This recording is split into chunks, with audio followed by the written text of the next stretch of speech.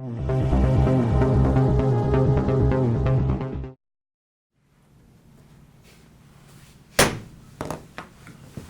morning. At this time, we'll have the start of the Dickson County Commission meeting for January 23rd, 2020. Would you please stand and join in the flag salute?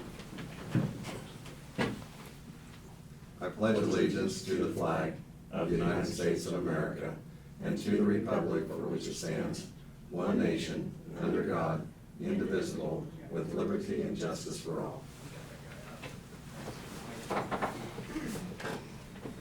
The first item we have is the approval of the agenda. There's one addition to the agenda, and it's to consider the purchase of a 2019 vehicle from Home Auto and for the appraiser's office.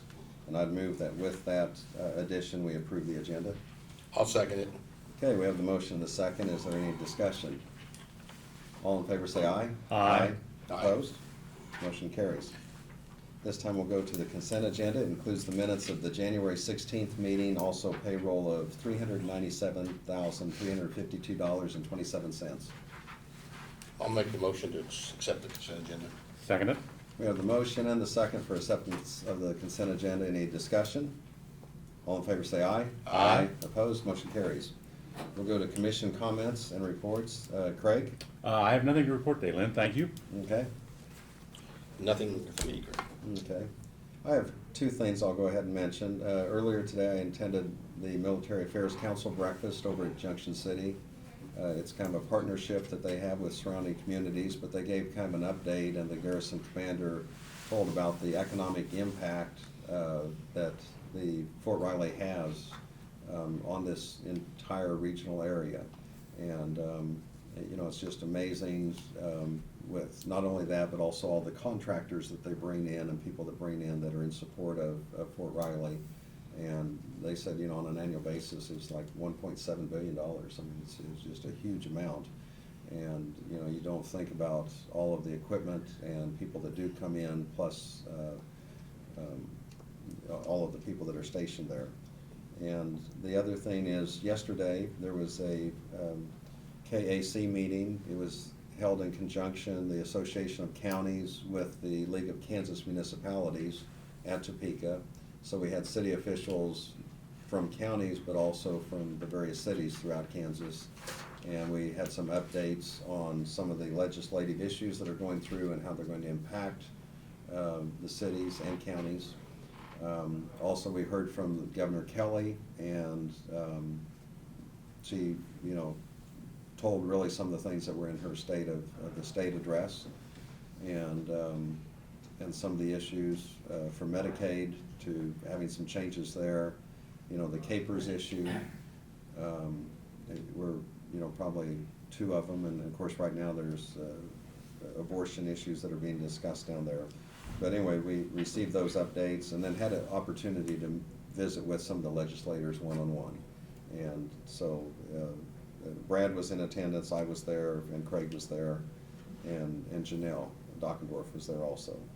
And so anyway, it was a good meeting, and even though a little bit of precipitation, at least it was good weather to go back and forth to Topeka. Are there any other comments?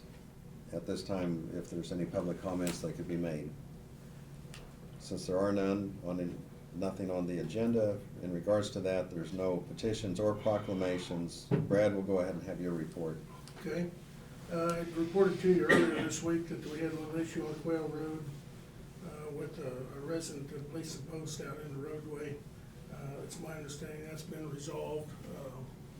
We made contact with that individual and explained to him that it would be awful for him to do that, and he agreed to remove them. So there was apparently some disagreement between him and the blade operator that he wanted to make a point, and so for whatever reason the issue's been resolved at this stage.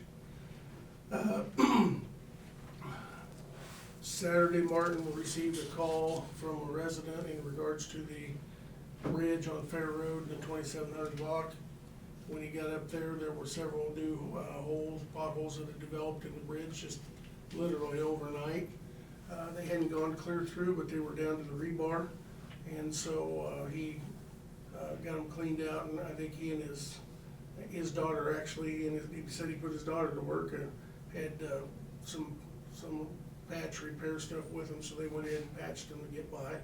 And we're monitoring that on a daily basis. In the meantime, he's reached out to our consulting engineer on that project, Swab Eaton.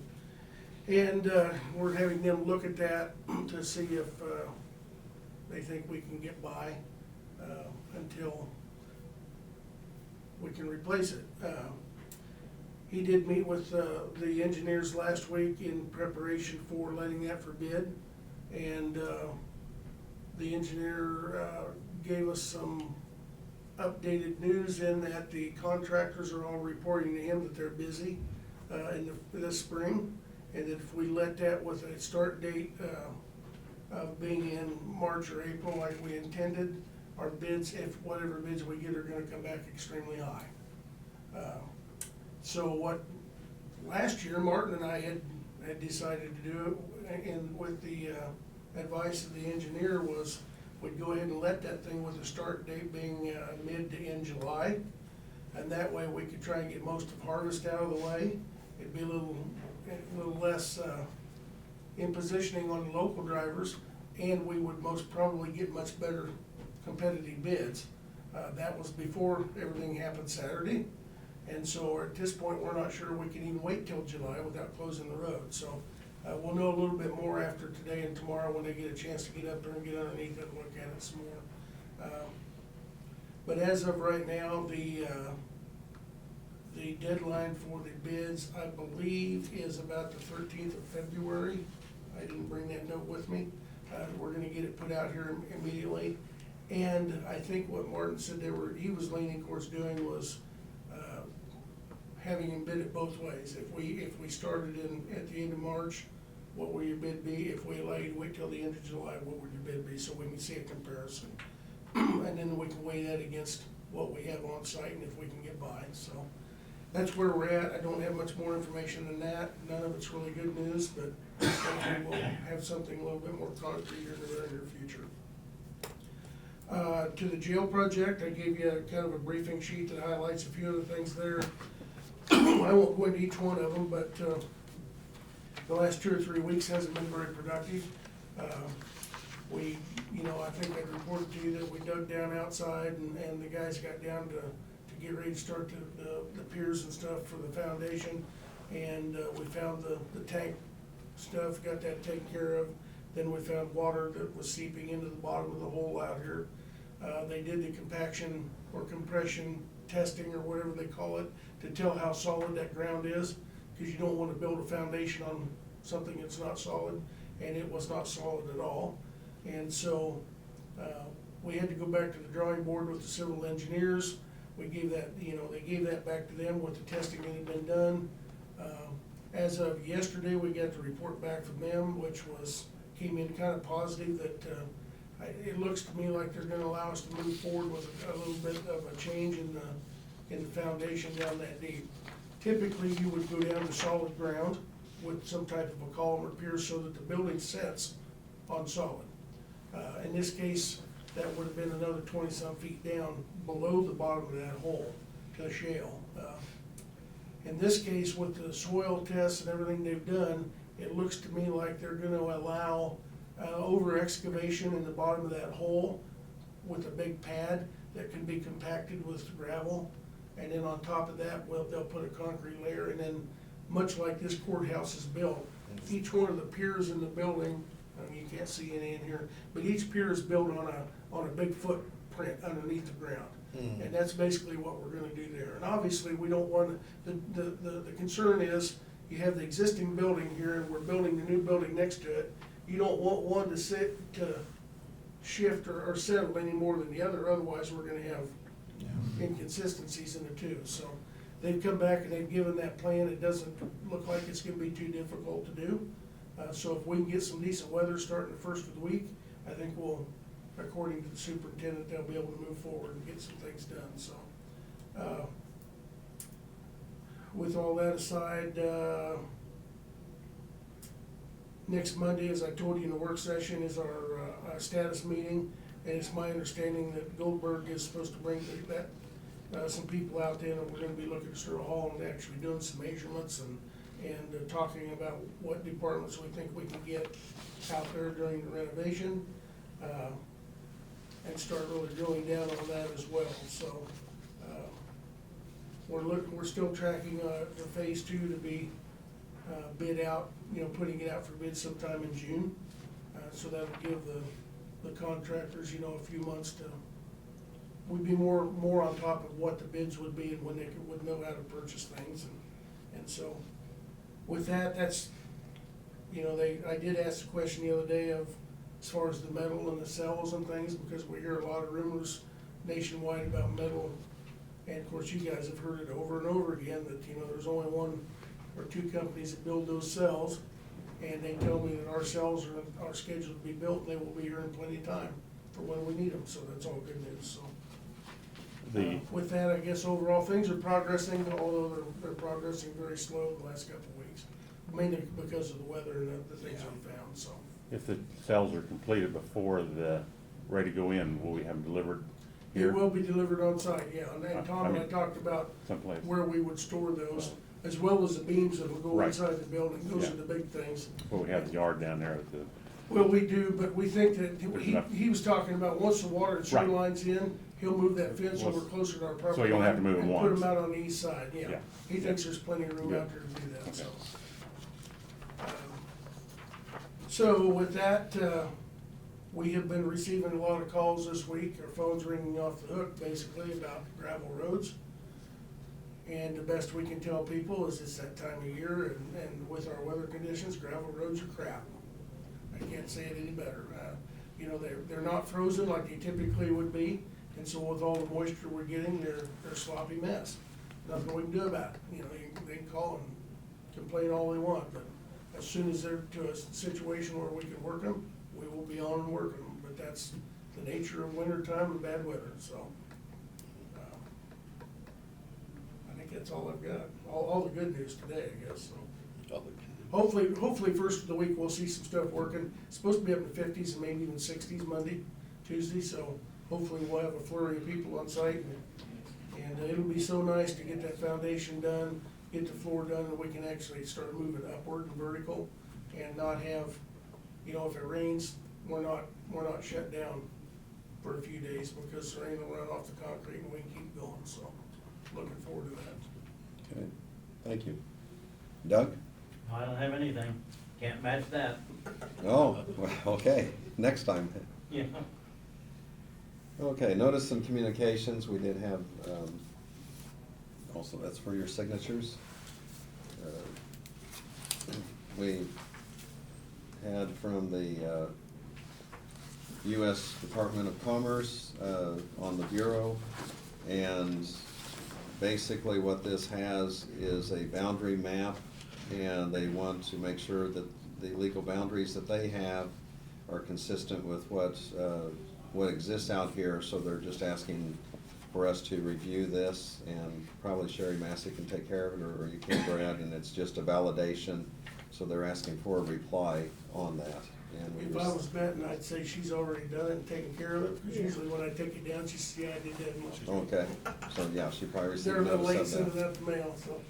We also had a letter from the Abilene Chamber of Commerce, and they're having their annual banquet. That's going to be on February 24th, and so we have that for our review and consideration. We also had, under future meetings, there is a meeting on January 27th, so that will take place before we have our next meeting here, and that's for the Tri-County Chamber Banquet, and I believe Ron and Craig are both going to attend, and I have something else that evening, so. The other thing I was gonna mention is that we are presenting some money to some of the various museums in the county, $750, and so we've arranged that we will make some of those in person, and Ron's gonna be going down to Harrington and Hope, Craig over to Chapman, and I'll be attending, as well as Craig probably up to Talmadge to just present that to their museum, and and it also gives it a little chance to get a little bit of feedback on what's going on in your particular part of the county. You know, we always have an open door and people can call us, or they see us and they stop and say, you know, what's going on with this, or they have suggestions or questions. And they can always come to the county and to the meetings for that. But, you know, sometimes just the one-on-one in a more relaxed setting, we want to be aware of what's going on in the county and what the concerns are and any questions that we can answer. So that'll just be a brief presentation that we'll do at those particular museums.